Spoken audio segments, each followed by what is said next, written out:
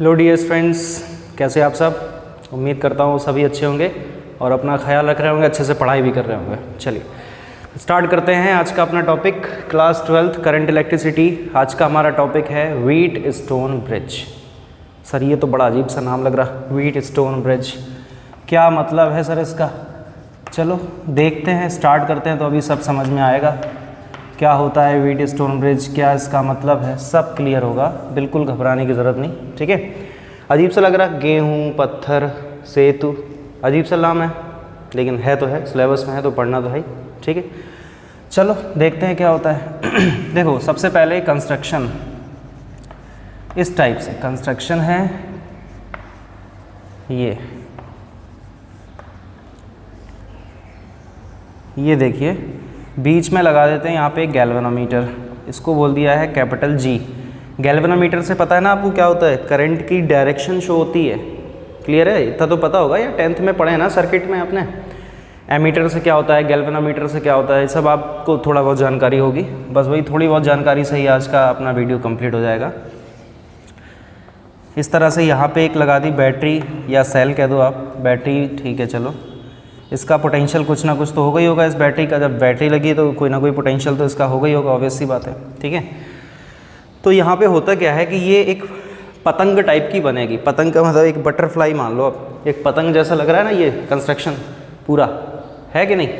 अब इसमें जो ये रजिस्टर्स लगे हुए हैं इनके कुछ नामे दे रहे हैं। इस रजिस्टर को क्या नाम दूँ, इसको नाम दिया मैंने R1। इस रजिस्टर को क्या नाम दूँ, इसको बोल दिया मैंने R2। ये हो जाएगा R3, इसको बोल देते हैं R4, ठीक है। और ये जो बीच वाला रजिस्टर है इसको बोल देते हैं R5।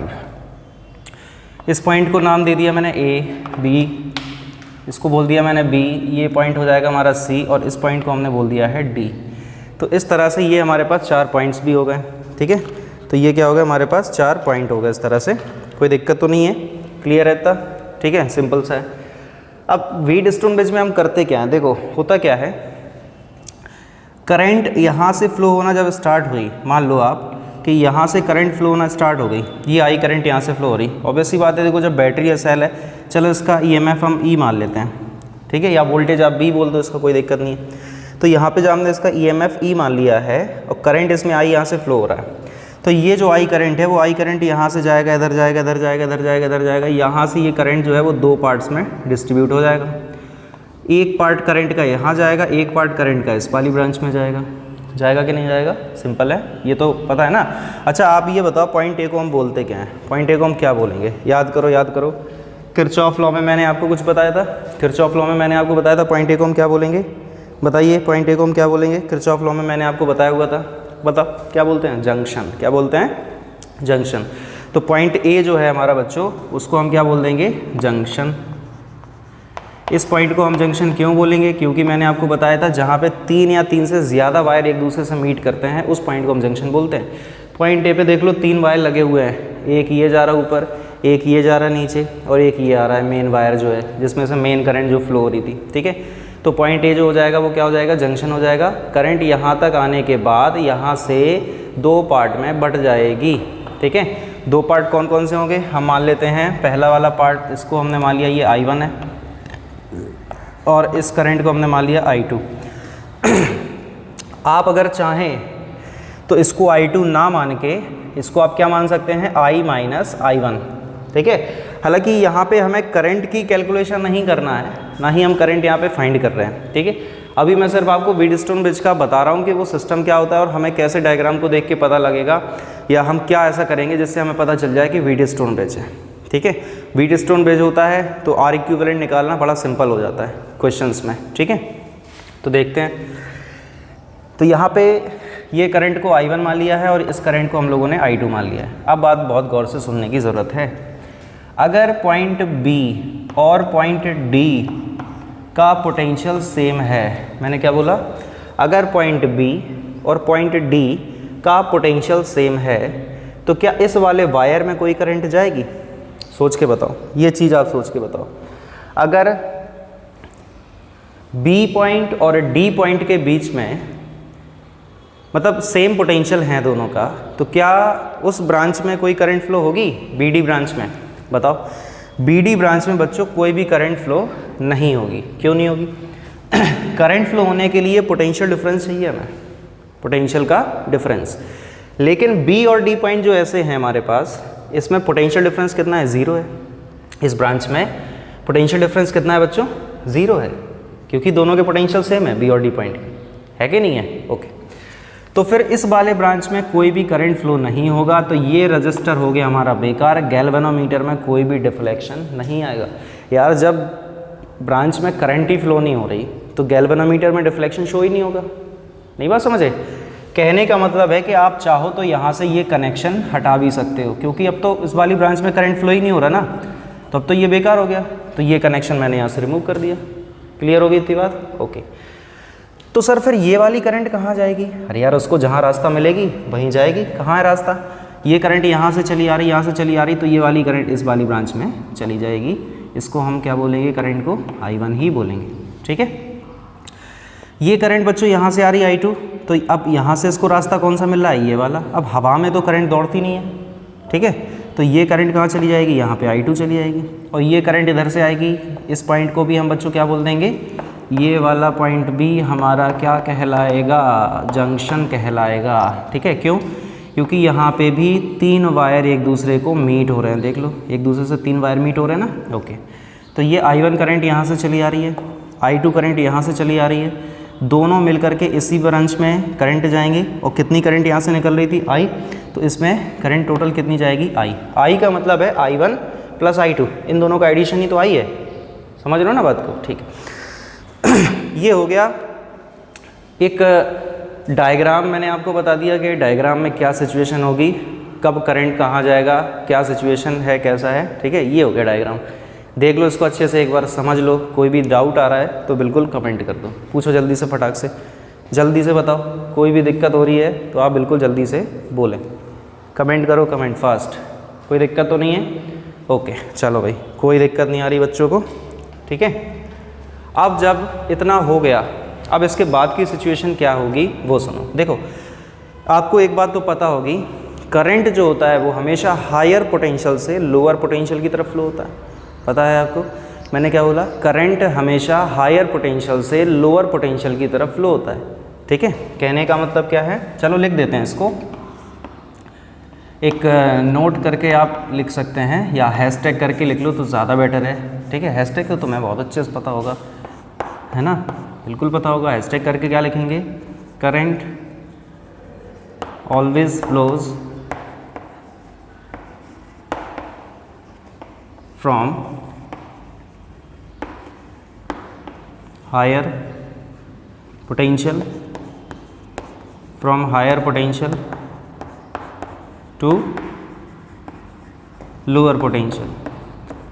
Current always flows from higher potential to lower potential. Current जो है वो हमेशा हायर पोटेंशियल से लोअर पोटेंशियल की तरफ फ्लो होता है। कहने का मतलब क्या है कि अगर जैसे ये कोई एक वायर है, ये पॉइंट हमने माना A, ये पॉइंट हम लोगों ने मान लिया B, मान लो यहाँ पे कोई रजिस्टर वगैरह कुछ कनेक्टेड है, मान के चलो ऐसे ही। ठीक है, अगर करंट यहाँ A से B जा रहा है तो सुनना बात को, किसका पोटेंशियल ज़्यादा होगा? A का या B का? बताओ।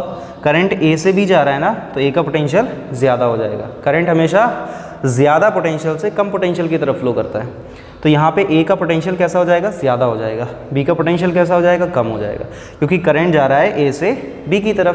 क्लियर हो गई इतनी बात? ओके, तो करंट जो है वो हमेशा हायर पोटेंशियल से लोअर पोटेंशियल की तरफ फ्लो करता है। ठीक है भाई, अब हम बात करते हैं AB ब्रांच की। जो हमारे पास ब्रांच है बच्चों AB, उसकी बात करते हैं। तो चलो इतना मैं मिटा दूँ, पहले आप इतना नोट कर लो, फिर इसके बाद मिटा देता हूँ, फिर आगे बढ़ते हैं। पहले इतना आप नोट करें जल्दी से। हो गया होगा नोट? ठीक है, चलो अच्छी बात है, नोट हो गया तो मिटा रहा हूँ। क्लियर है? ठीक है, इसको भी हटा दो, थोड़ा स्पेस चाहिए। ठीक है, तो अब हम बात करते हैं बच्चों ब्रांच AB की। तो चलो देखते हैं ब्रांच AB में क्या सिचुएशन है।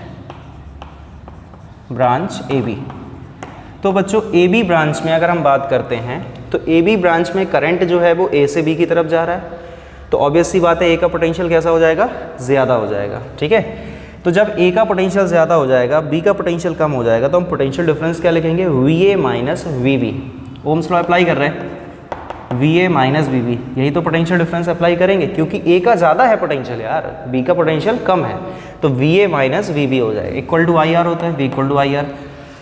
इस वाली ब्रांच में करंट कितनी फ्लो हो रही है बच्चों, I1, रेजिस्टेंस कितना है R1, तो क्या हो जाएगा I1 इंटू R1। इसको हम लोगों ने मान लिया फर्स्ट इक्वेशन। क्या दिक्कत है, कोई दिक्कत, कोई दिक्कत नहीं, ठीक है। अब हम बात करते हैं ब्रांच कौन सी, BC, कौन सी ब्रांच है, BC ब्रांच, ठीक है। चलो तो ब्रांच BC की बात करते हैं। तो इस ब्रांच में देखो आप करंट कहाँ से कहाँ जा रहा है, B से C की तरफ जा रहा है करंट, ठीक है।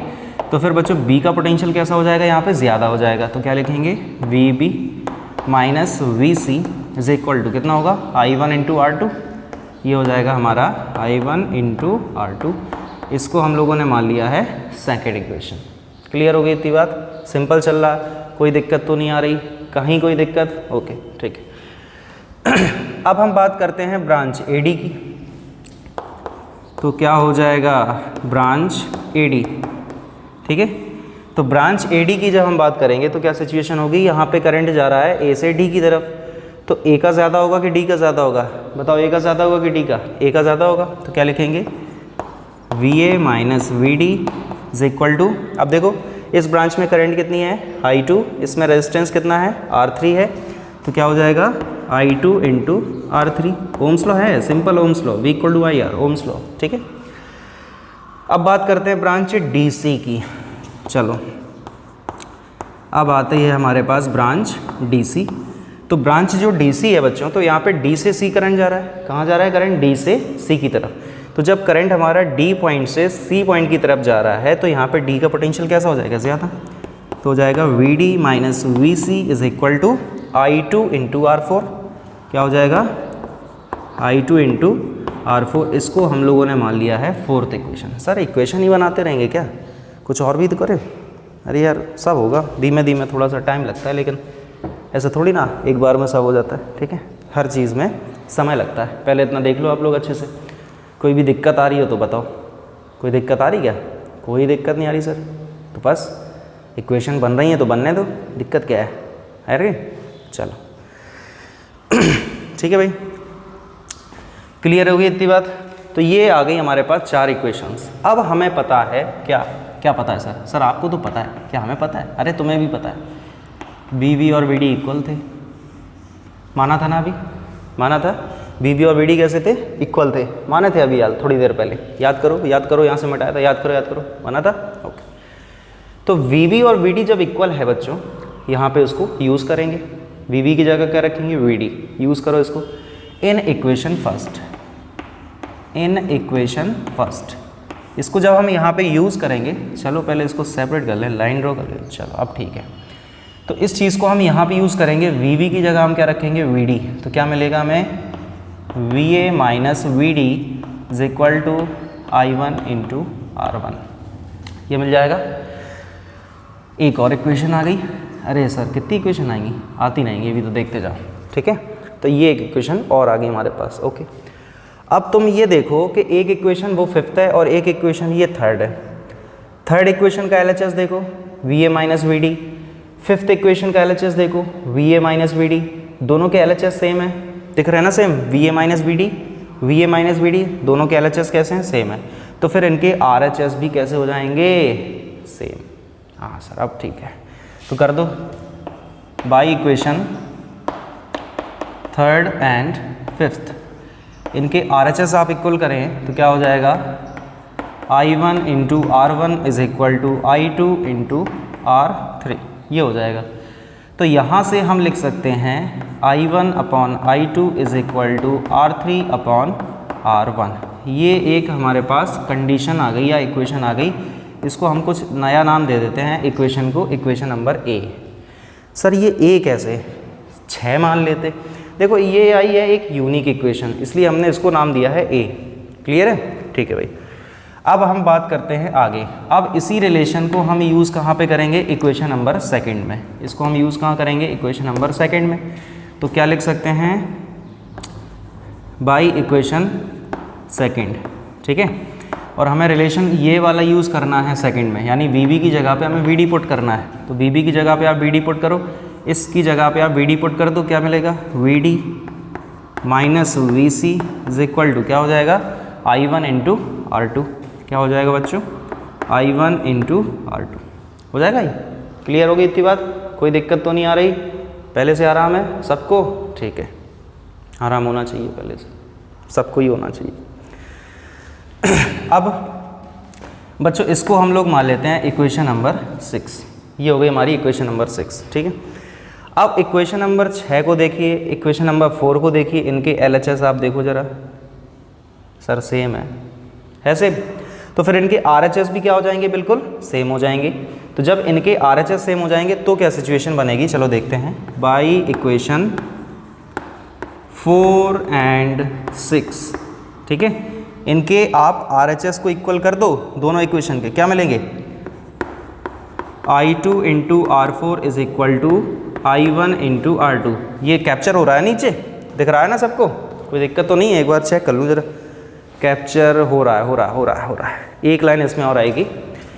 तो इसको हम क्या लिख सकते हैं, I1 upon I2 is equal to कितना हो जाएगा, R4 अपॉन R2। ये कुछ होगा, ऐसा कुछ आएगा, देख लो एक बार अच्छे से। I1 इंटू R2 सही है, I2 इंटू R4 सही है। इसको बच्चों हम लोगों ने मान लिया है इक्वेशन नंबर B। बताओ कोई दिक्कत।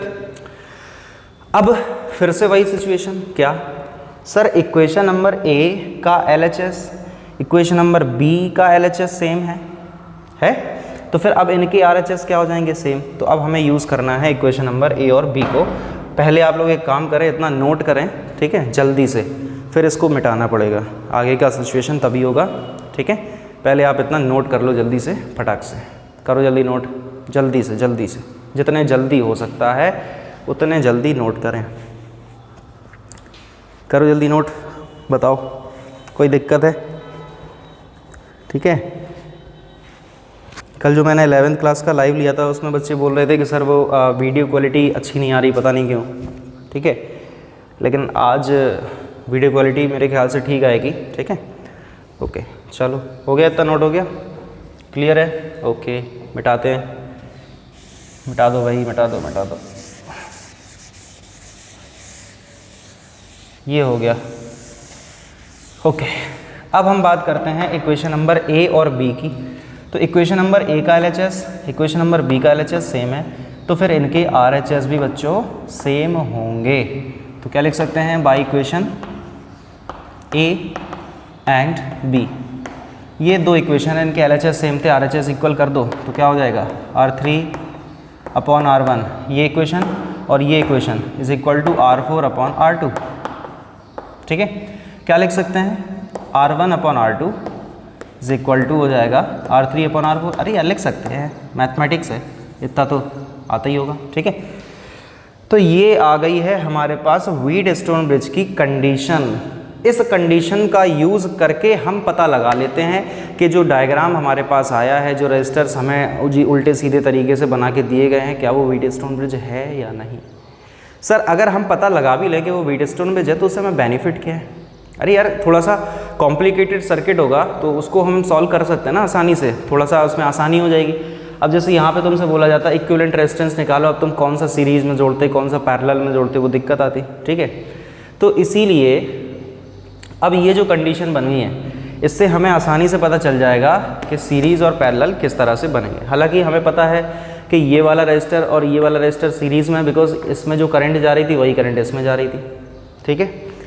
ये वाला रजिस्टर और ये वाला रजिस्टर भी सीरीज़ में है, कैसे, जो करंट इसमें जा रही थी वही करंट इसमें भी जा रही थी, ठीक है। तो ये तो हो गया हमारा व्हीटस्टोन ब्रिज का कंस्ट्रक्शन, और ये होगी इसकी कंडीशन। अगर ये कंडीशन कोई भी कंस्ट्रक्शन फॉलो करता है तो वो व्हीटस्टोन ब्रिज हो जाएगा। कहने का मतलब है कि R1 R2 का रेशियो और R3 R4 का रेशियो सेम होना चाहिए, या फिर R1 R3 का रेशियो, ठीक है, और R2 R4 का रेशियो सेम होना चाहिए। आमने सामने या ऊपर नीचे वाले रेजिस्टेंसेस का रेशियो सेम होना चाहिए, तो वो व्हीटस्टोन ब्रिज हो जाता है। तो फिर ये व्हीटस्टोन ब्रिज हो गया। तो अब यहाँ पे R1 और R2 दोनों कैसे हैं, सीरीज़ में। चलो इक्विवेलेंट रेजिस्टेंस निकालते हैं। ये हो गया हमारा सीरीज़ में, सीरीज़ में कितना आएगा, R1 प्लस R2, ऑब्वियस सी बात है। R3 और R4 भी हमारे सीरीज़ में है, तो ये भी हमारा बच्चों क्या हो जाएगा, सीरीज़ बनेगा R3 प्लस R4। अब ये दोनों है पैरेलल में। अच्छा यहाँ पे क्या था पॉइंट C, यहाँ पे पॉइंट क्या था A और C के बीच में इक्विवेलेंट रेजिस्टेंस फाइंड हो रहा है ये, ठीक है। तो ये दोनों जब पैरेलल में है तो हम कैसे निकालेंगे, 1/R is equal to 1/R1 plus R2 plus 1/R3 plus R4, ठीक है। तो ये चीज़ ये आ जाएगा हमारे पास, ठीक है। अब एक चीज़ को याद रखना यार, ये कोई फॉर्मूला नहीं है। एक तो तुम्हें बस ये चाहिए होता सर फॉर्मूला बता दो हम तो याद कर लेंगे, ये कोई फॉर्मूला नहीं है यार, ये सिर्फ तरीका है कैसे सॉल्व करते हैं इसको, ठीक है। सीरीज़ बनेगा, पैरेलल बनेगा, क्या बनेगा, कैसे बनेगा, तो ये सिर्फ उसका एक मेथड है, तरीका है, स्ट्रैटेजी है ये, ठीक है। बस तुम्हें ये कंडीशन फॉलो करवाना है, अगर ये कंडीशन फॉलो होता है तो वो व्हीटस्टोन ब्रिज हो जाएगा, ठीक है। चलो इतना देख लो, फिर करते हैं इस पर अब क्वेश्चंस, ट्राई करते हैं कुछ। इतनी बात में कोई दिक्कत तो हो नहीं रही होगी, मेरे ख्याल से नहीं हो रही सर, कोई दिक्कत नहीं हो रही सर। चलो अच्छी बात है, दिक्कत नहीं होनी तो नहीं होनी भी नहीं चाहिए दिक्कत तो, ठीक है, ओके। चलो देखते हैं आगे, अब बढ़ते हैं क्वेश्चंस पे। तो इसको हटाते हैं, कुछ क्वेश्चंस ट्राई करते हैं।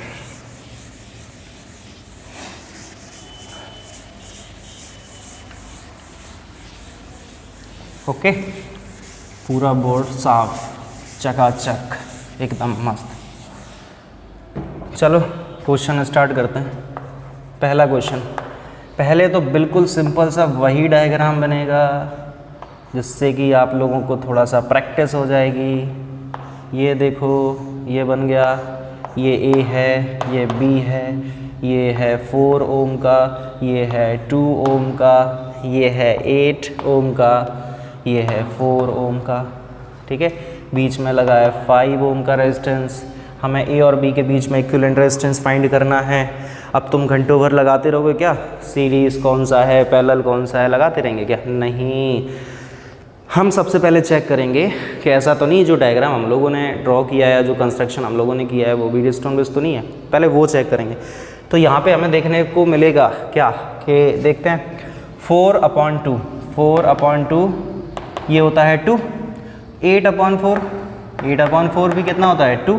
तो फिर इसका रेशियो और इसका रेशियो तो सेम हो गया, तो फिर तो ये व्हीटस्टोन ब्रिज हो गया, और होना भी चाहिए था क्योंकि हम टॉपिक ही वही पढ़ रहे हैं, व्हीटस्टोन ब्रिज, ठीक है।